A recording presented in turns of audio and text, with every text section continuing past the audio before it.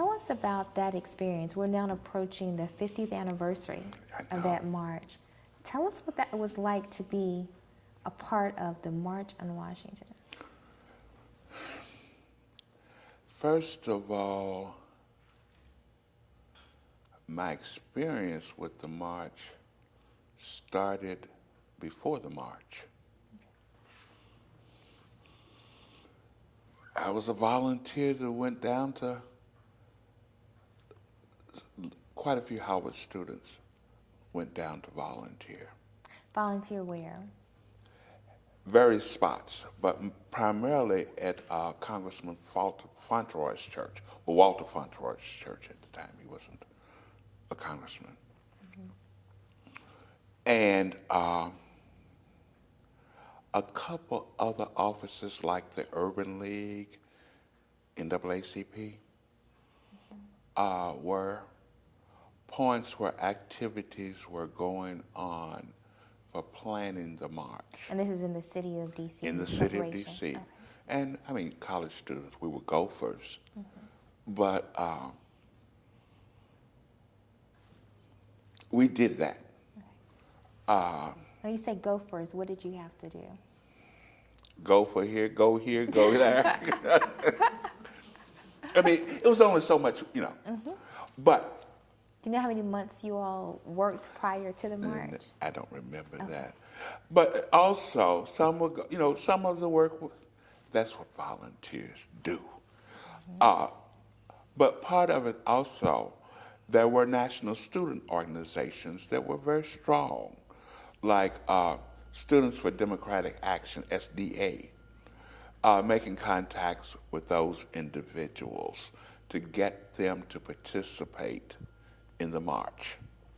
So give me an example. Let's pretend I'm on the other line. I'm with SDA and I'm in another city. How would you share the story of what was going to happen with me? Well, hopefully you had already received some materials, you know, or sending the materials and doing follow through. I mean, that day there were thousands of buses. Now, so therefore you were organizing, could your chapter of SDA bring a bus from your campus? You would help them with the cost of the bus, not paying it, and convincing them, or not convincing them, but telling them how they would arrive, what would be expected. They would be at a certain spot, how to get to the march, as well as coordinating with the bus companies, rest stops along the way, food to bring, water to bring, things that I guess we take for granted now in organizing, that in '63, that was the first massive march that any of us had participated in. Had you all expected that many people? Hoped and prayed. I don't think you could say it was an expectation, but hoped and prayed. So I know, then I came home. To Louisville? Yes, that summer. So I had worked up until May of '63. And the march was in August? August, I came home, worked at the YMCA summer camp for my little job so I could earn a little bit of money to go back to school. Then I went back on the train going up for the march. I got one picture someone sent me the day of the march that we got at the train station. I'm in a shirt and a tie and a suit that hot day with a straw hat. We marched dressed. Now, why did you march? I mean, it's August. It was, everybody was dressed, most of us. Why? Custom of the day. Okay. Why was that important to wear your I finery mean, there? okay, this is the big march. Now, on campus, blue jeans. No, not that day. I'm going to put on a shirt, a suit, a tie. Now, I had the knot down when the picture was taken. Straw brimmed, it was hot. But it didn't But make you any become your difference. best.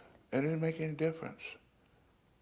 As if you were going to be seen in 100,000 people. But, hey, most were dressed. I think I said part of it, that it was more than a march.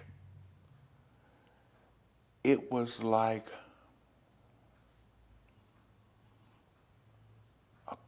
not a cruise, it was an affirmation for equality. I mean, you've marched and there have been marches, and not to downplay any of them, but I think that once you got there, you began to sense the enormity of the day.